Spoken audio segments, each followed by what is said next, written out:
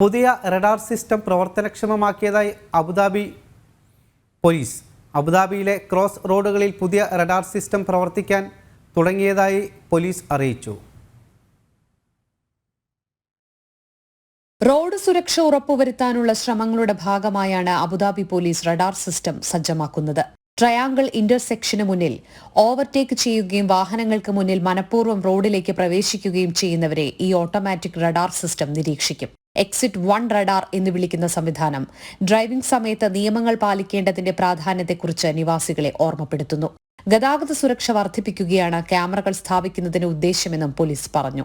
എമിറേറ്റിലെ വാഹന സുരക്ഷ ശക്തമാക്കാൻ സജീവമായ ഇടപെടലുകൾ പോലീസ് നടത്തിവരുന്നുണ്ട്.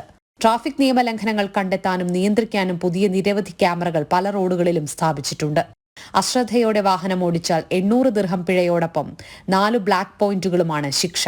സുരക്ഷിതമായ ശൈത്യകാലം എന്ന തലക്കെട്ടിൽ അബുദാബി പോലീസിന്റെ ഗതാഗത സുരക്ഷാ ബോധവൽക്കരണ ക്യാമ്പയിൻ നിലവിൽ പുരോഗമിക്കുകയാണ്. ജനം, ദുബായ്.